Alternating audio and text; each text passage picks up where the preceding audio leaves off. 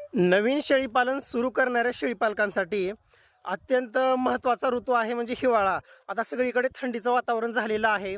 आता तुम्ही महत्त्वाचं म्हणजे गाभण शेळीपासून पण सुरुवात करू शकताय, पिल्लावाल्या शेळीपासून पण सुरुवात करू शकताय, तुम्ही दुधाच्या पासून पण सुरुवात करू शकताय.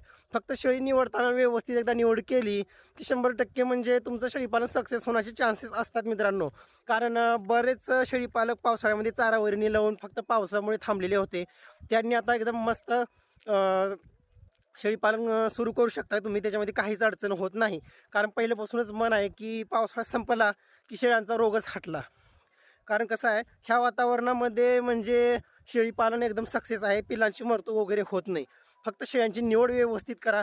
आणि शक्यतो पिल्लावाल्या जरी शेळ्या घेतल्या तरीसुद्धा पिल्लांची वगैरे मृत्यू होत नाही मित्रांनो. फक्त त्या शेळ्या आपल्या आसपासच्या परिसरातीलच निवडाव्या, ही महत्त्वाची गोष्ट आहे. कारण बऱ्याच जणांचा विषय असतो की आम्हाला गावरान शेळीपालन सुरुवात करायचं आहे, गावरान शेळी कुठं भेटेल. हे बघा, तुम्ही जिथं राहताय तुमच्या आजूबाजूला वाडी वस्ती, तुमच्या गावामध्ये शहराच्या ठिकाणी आसपासच्या बाजारामध्ये ज्या शेळ्या भेटतात त्या शेळ्या तुमच्या भागातील म्हणजे तुमच्यासाठी त्याच शेळ्या गावरान आहेत. ही गोष्ट लक्षात असू द्या. ती कोणत्याही जातीच्या असू द्या. असं काहीच नाही की बाबा इथं भेटतात तिथं भेटतात. तर ठीक आहे, नवीन शेळी पालकांसाठी खूप खूप शुभेच्छा. धन्यवाद.